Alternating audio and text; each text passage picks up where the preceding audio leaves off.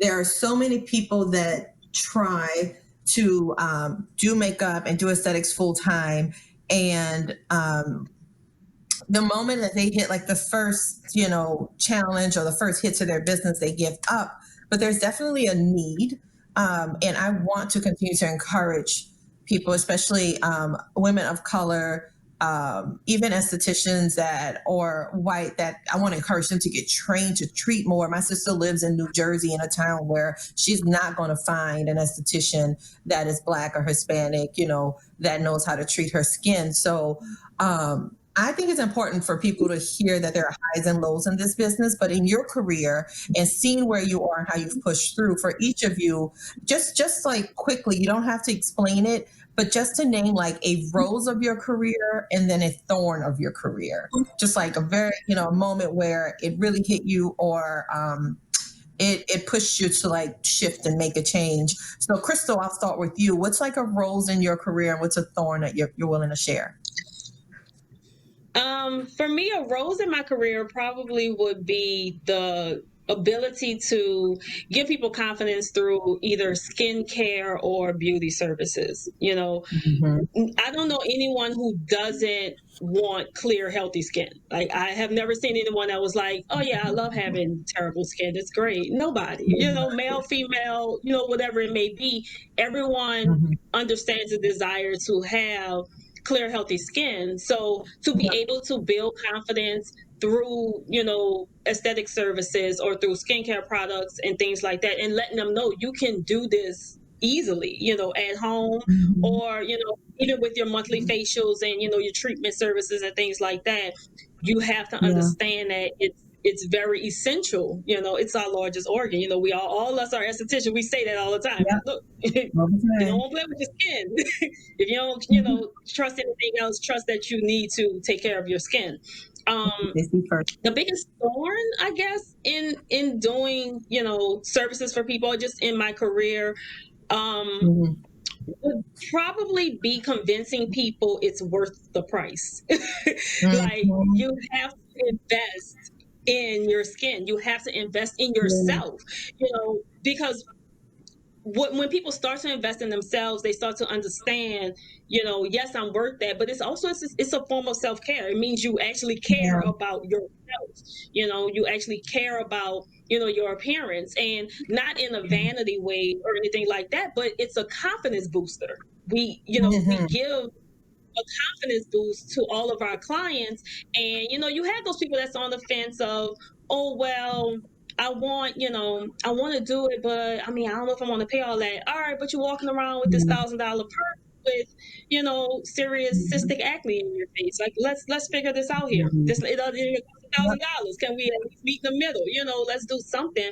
So that would probably be where I get like the good side and the bad side of, what we do, in a sense of that, because they'll look at us as professionals like, oh, I want skin like yours. You're like, did you realize what I do to get skin like this? Right. I have an esthetician I see monthly. I have products I use at home. Like, this is a marathon for real. Like, it's not just a marathon where you're trying to lose weight or eat healthy. Like, skin is it's it's work. It just is what it is. It makes a difference. I during this time, during quarantine, maybe April or so, I switched to some, and there are some good ones, but some over the counter drugstore products to get me through until I got my my routine kind of, my stash replenished. And I saw a difference because I started to develop like more black and white heads in my skin. And it does. And I preach, and I do a lot of virtual consultations now. And I'm like, look, what I'm going to send you, yes, it's going to cost. This is about how long it will last you, but just, do the division. It's a cup of coffee or something every day.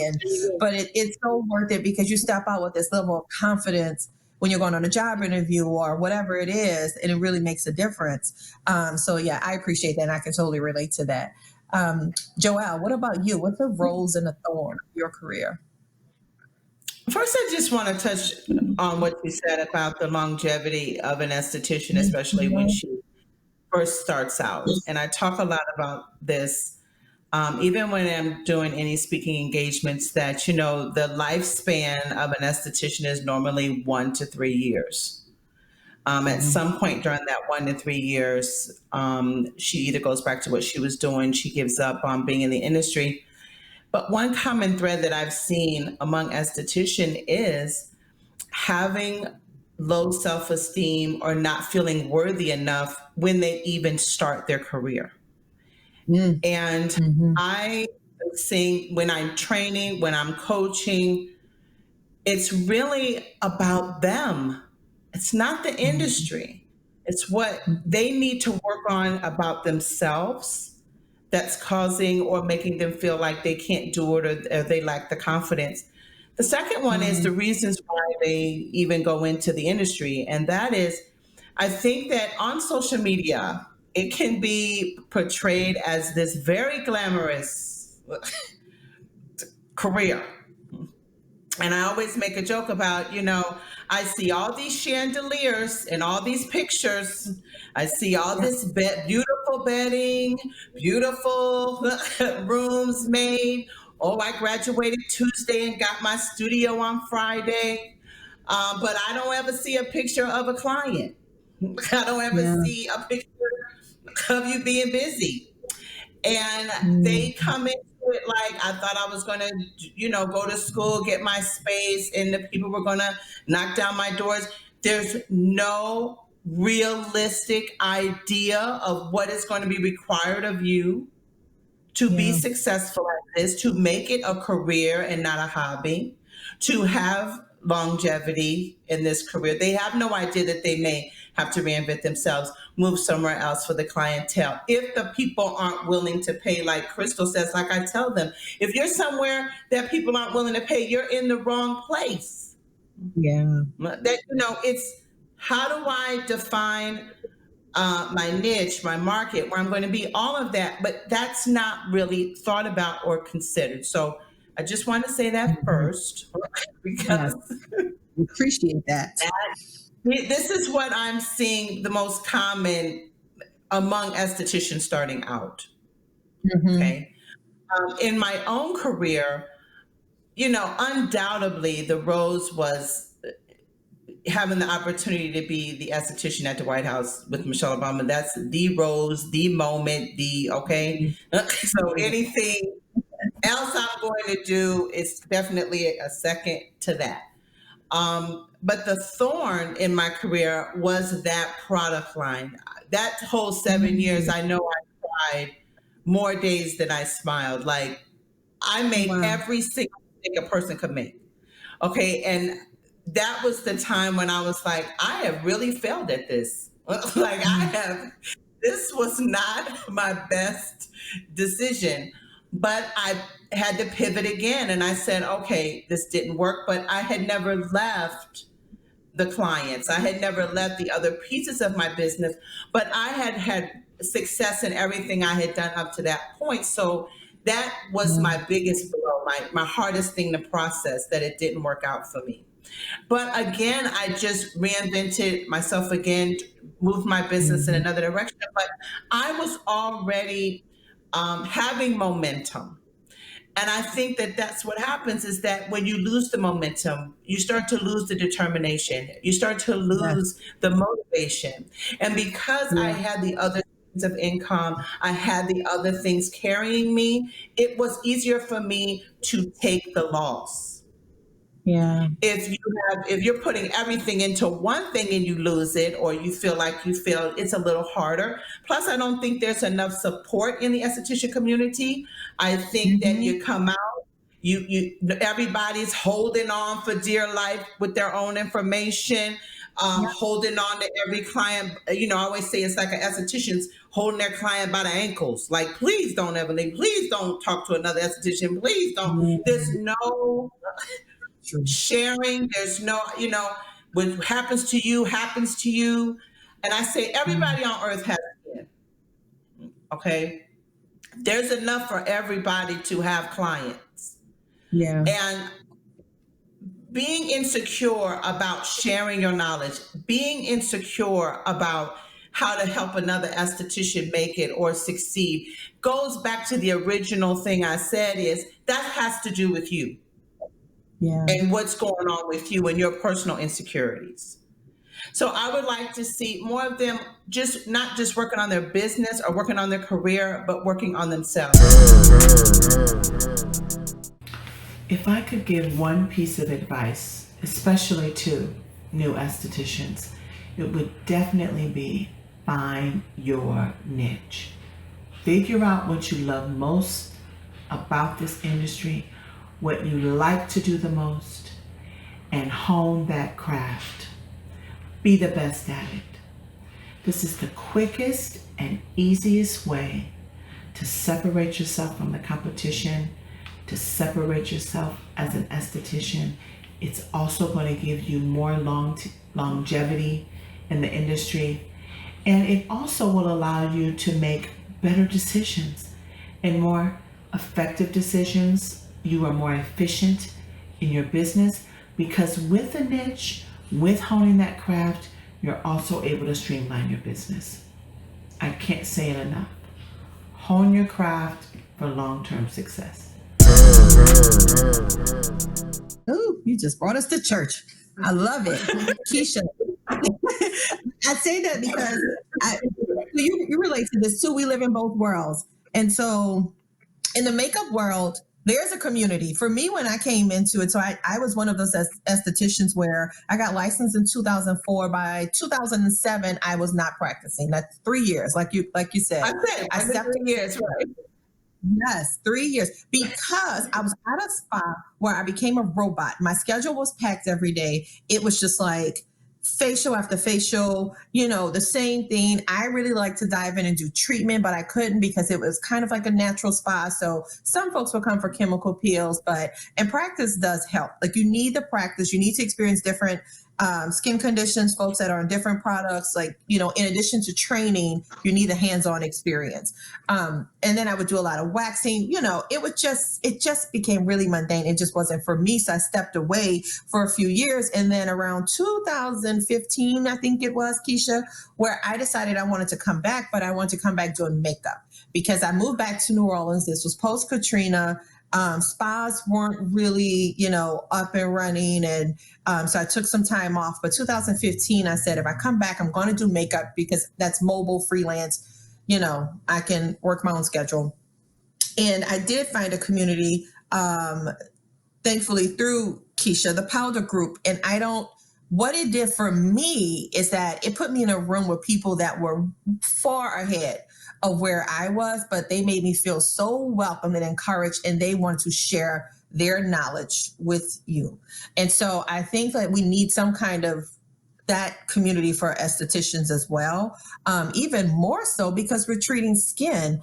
But Kisha, for you, I'm coming to you now because one, you did introduce me to that group, which is so amazing. And that's probably going to be like a rose of my career because even if I don't take many of the trainings anymore, I'm still always going to give credit to the Powder Group and to you and to Dee Bruzan with Faces of Virtue for saying like, this is what you need to do, for like pouring into me so that I can have the confidence.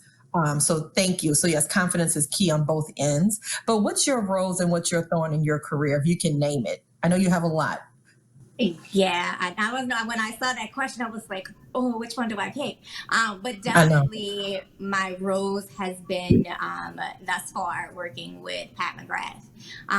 For not just because like she is a legend and an icon in the industry, but when I was brought into this team, it gave me something back that I lost, and it was a reminder of like, oh, you were really good at that.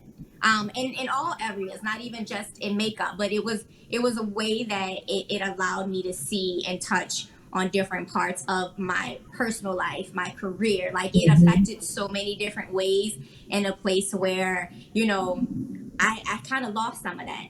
And and even like when I made that post the other day, and when I got the job, it wasn't just like everything just went away. It was still like a work in progress because it was still like, okay, so why am I here? Like, what do I do from here? I haven't so it was such like it was a beautiful moment for me, and it's taught me so much more about myself. And I always feel like when you reach like a certain stage in your life, one of my favorite quotes is like, when everything changes, change everything. So my life had changed so much, and I was like, okay, so now I have to change everything about my life too, because nothing else will ever be the same.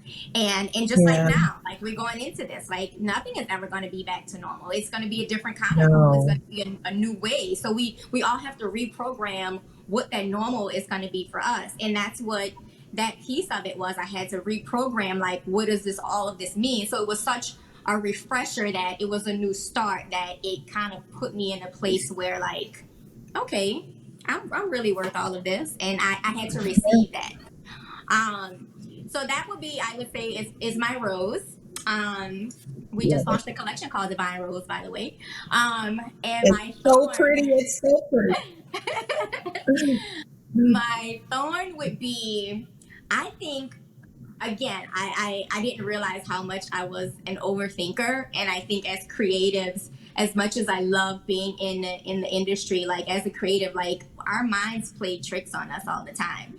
And being able to navigate in, you know, Krystal, I'm sure that you probably could identify with this. So you too, JoElle, since you've kind of hopped around, but like identifying that even though like I'm a makeup artist, or, you know, Krystal's a clinical herbalist, or JoElle is an esthetician, sometimes there's other things that we love and other parts of like as an artist that we like to create art. So being able to like navigate and not feeling like, well, I'm a makeup artist, this is all I'm gonna do, because you could be in a great place and understand what you're doing, but there's so many other elements that we fight. Like, how do I incorporate my love for this, or how do I incorporate my love for that, or when is it okay to make that switch to try and step into something else?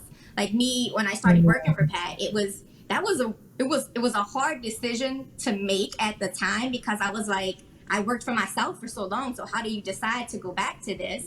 And then, but the way I was doing it really was, again, it wasn't working for me at the time. But just being able to like really like understand and navigate ourselves. And I think we get so caught up into the work, we don't really start to see or pay attention to other avenues that feeds our soul. And I don't know, that's for me, it's been, I don't want to say a struggle, but just knowing like how to incorporate like all of those other things that I love. You know what, when I'm like passionate about something and I go hard for something, it's like I get tunnel vision, and I'm just like boom, like, and I go real hard, and it's like I lose sight of everything else. And it's almost like I had a hard time multitasking all of the talents and all of the skill sets that I had. So I think it's important to really just like look at your artistry, your body of work as an artist across all like elements of it and all realms of like being an artist and a creative, and see how all of those things we were given to us for a reason. And we were given those things, you know, for an assignment that we needed to complete, and like really tapping into that and like not really brushing anything off, you know?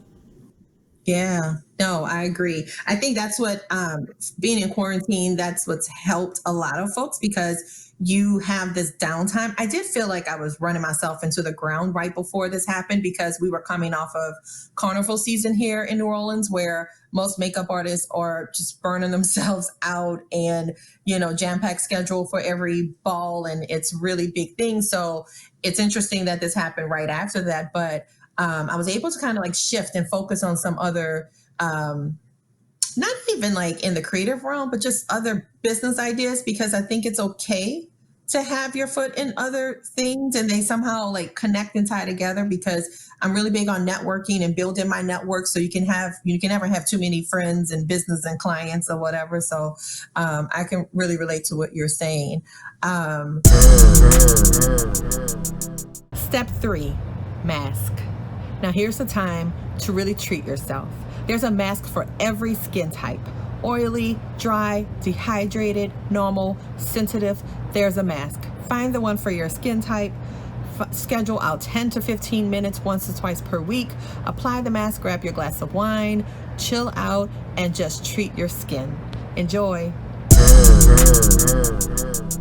So I want to talk about something fun because this is fashion in quarantine, and I love makeup and skincare. Don't get me wrong, but this is fashion in quarantine. I feel like we usually live in black, beige, neutral. So JoElle, you do a really good job. Krystal, you do a really good job. I've seen your pictures, and honestly, this is by default because I had planned to wear pink, but that didn't work out. But I do have a lot of black in my closet. So, if what's you're your in the beauty industry, black is the color. We all have the black closet. You're in beauty. Oh my goodness. And I can't help but to bite if I see a different shirt off the shoulder or a different strap, and I don't know. It's insane. But what's your personal style? If you can put it into maybe 3-4 words, if you're going out to have cocktails or just hang and you're not working, what's your personal style? What are you comfortable in? Okay, I said I live in leggings and sweatshirts. So as far as personal style goes, that's pretty much it. If I'm going out for cocktails, I don't even drink. So Oh, true. there's no cocktails for me anyway. But no, seriously, I actually love being comfortable but still chic in a sense, I guess. So if I were to say go out or anything like that, I would most likely either rock a really, really nice colored something. I try not to go out in black because we wear black so much. I try not to wear it if I'm not working. So I like a pop of color. I'm big on not brights, but say like a cobalt blue or a coral or something like that. As long as I have some type of pop of color, a nice little jean, maybe with a rip and a nice heel, I'm good with that. Right. Like give me a chic-ish look. I don't need to be over the top. Yeah. I'm very simple. Keep it minimal. I don't wear a ton of makeup, but I do like a bold statement in the makeup. So whether it's like a bright lip or, just super glowing skin, like I love to add some elements there. And then of course my hair. I like to change up my hair and experiment. It's only hair, it grows back. I will cut it. I cut it myself a few weeks ago and it was a complete disaster and I was okay with that. But for me, it's more of, my friends used to always say that I picked out my outfits based on my makeup and hair, which is true because I used to find that I would get overwhelmed with trying to figure out what to wear, and I was never that person to spend hours trying to figure out what was I going to wear. So I would always wait to the last minute where I felt kind of overwhelmed and under pressure to and I would just pick whatever, just make it work. So, but overall, it's just very very chic, but with a little bit of edge to it because I do like a funky kind of shoe. So the apparel itself is always super simple, but I'm always gonna have some crazy haircut or a pretty dope ass pair of shoes, or something like that. And then pre-quarantine, I loved getting my nails done in all these crazy ways. That was my new fetish. So it was always the beauty element of it that kind of set the style for me. So it was either going to be the shoe, the hair, the earrings. I'm a hoop girl. I love a big hoop, a small hoop, a ghetto hoop, any kind of hoop. Give it to me, I'm gonna rock it. So so that's it. I want a bold statement for the lip and just something super edgy and chic. Fashion is not my lane. Okay, that is not. When I tell you, if I'm ever incredibly rich, I will have my own person that dresses me and all of that. When I tell you, the most frustrating place for me is buying clothes. Yes. I don't have it. I don't have that, how you put it together. I don't have any of that. So that being said, I also have a closet that is 95% black. I know that the black shirt is going to go with the black pants. Okay, so my black shoes, my black shirt, and my black pants. However, I have been trying to find some colors. I haven't left the black pant just yet, but I'm working with some colors in the black shirt. So I was thinking when you all were talking, if I am shopping, what kind of clothes do I normally gravitate to? And that's going to be a classic look. and with a little chic with it. So most of my clothes are clothes that aren't trendy, or they have that classic style. They can be worn for many years. They're still going to look, classic in the time. But I still want a little something. So I would say it's more of a chic sophistication is going to be added to whatever that I'm wearing. Yeah, I'm with you on that. I will online shop, but it's not my favorite thing. I'm an accessory girl, so it's easier for me to say. Yes. Purses, shoes, earrings. If we could just shop for that and someone can buy the clothes, perfect. And accessories fit every time. You don't have to get it in a certain size. You know it's going to work. So that's the route that I take. For all of my aspiring makeup artists, we have been given so much time to do a lot of self-reflection, a little bit of soul searching. There's so many different avenues of makeup that you can take, so many different genres of makeup artistry that can really feed your soul, right? So the best piece of advice that I would tell you is to really, really, really research and own your craft. There's nothing that seems more attractive to me than someone who just knows their stuff. So really researching and understanding the history of makeup and understanding what piece of that is going to benefit you, so that way you can kind of determine which way and which area that you want to go. Some people might want to do bridal, some people might want to do editorial, some people might want to do TV or film or special effects or theater. So really researching all of those different pieces of it and see what might resonate with you. And then that way it'll kind of guide you to understanding what more you need to learn about that area of makeup. And understanding a little bits and pieces of all of it is great, but really once you kind of identify the piece that sticks with you, like really do your homework. Don't rely so much on just what you find out there from hearsay, what other people say. The biggest brain that you can pick is your own. So really think about that. I would like to share with the world, if you had to choose like 3 products in your personal, it can be skincare, book, whatever it is, like you're absolute cannot live without them. What are 3 products that you keep in your house at all times? My diffuser and essential oils, for sure. That literally, it gives my fragrance in the house, but then it also it clears my mind. So I have to have that. I have a mini one that I travel with too. So when I get to hotels, I need to make my space the same way. Yes. So my essential oils, and I'm so happy to be on here with all these skincare experts, because I'm a true product junkie.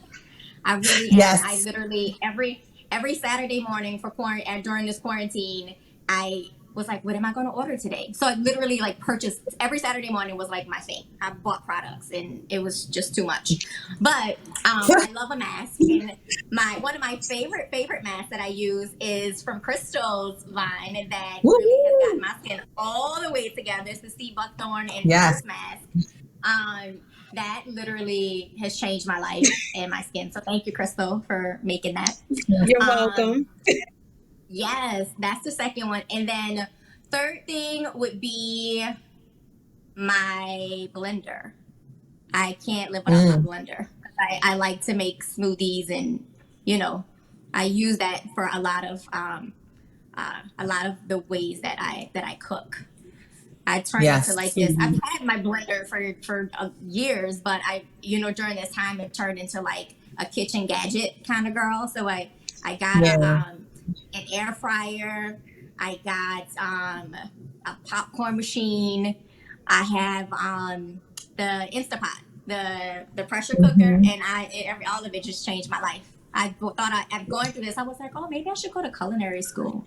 It was like, cool. Let me tell you, my career choices have changed so much since we've been in quarantine. It's an art form.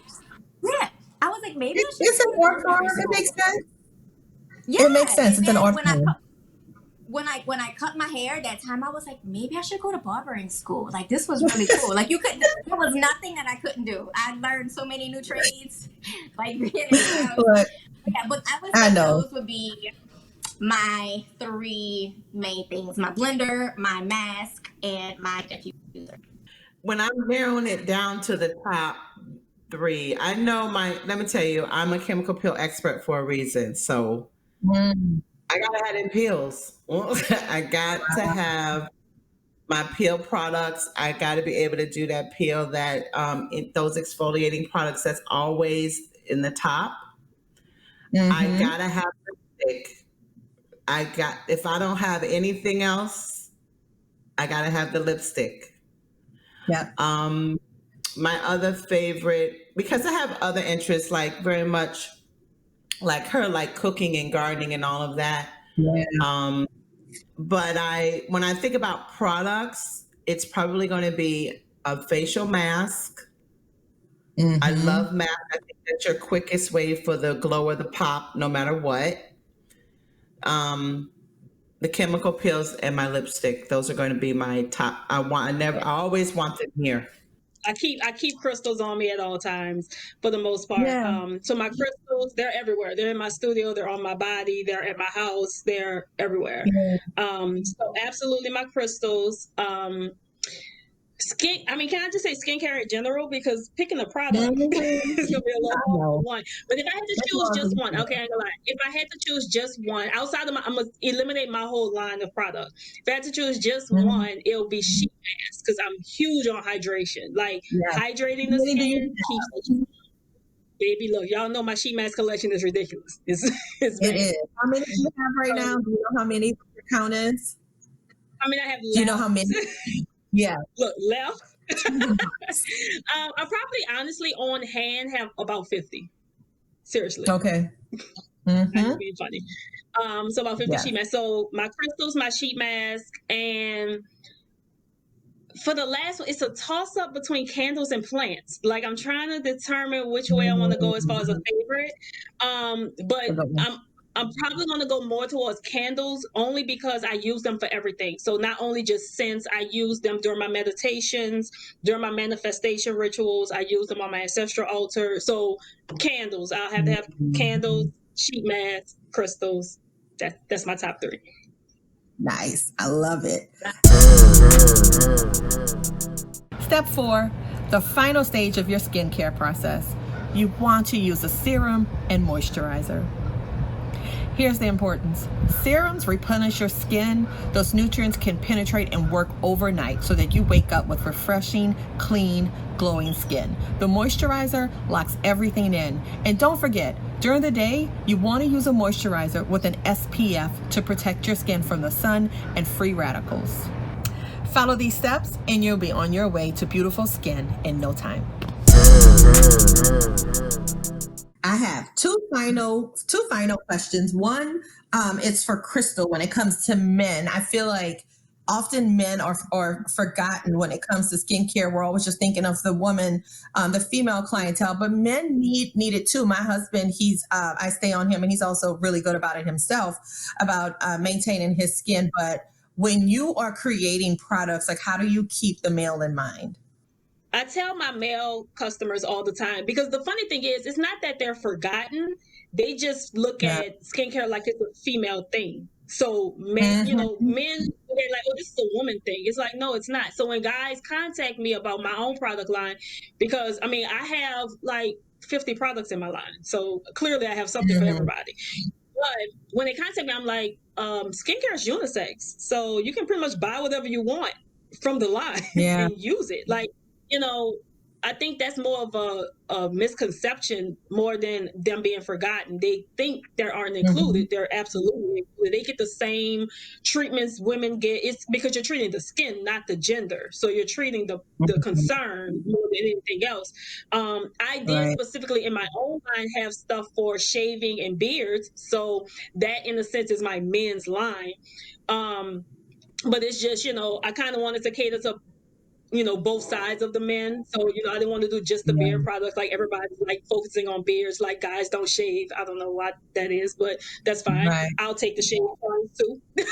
So, but I try to make it very clear in, a lot of things that I put out as far as content, and then when I answer questions, and they're like, skincare is unisex. You absolutely can use whatever is out there. It's more of preference of scent versus, stuff like that, and color. But with my line, I don't have a girly look, and I don't add fragrance. So it is what it is. What you get is what you get. Yeah.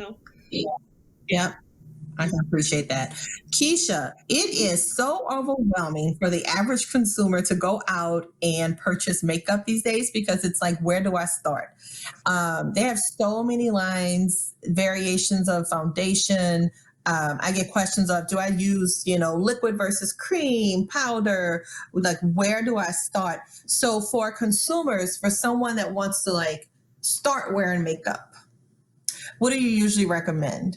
The best place I would always say to start is to start within yourself, understand what your lifestyle is like.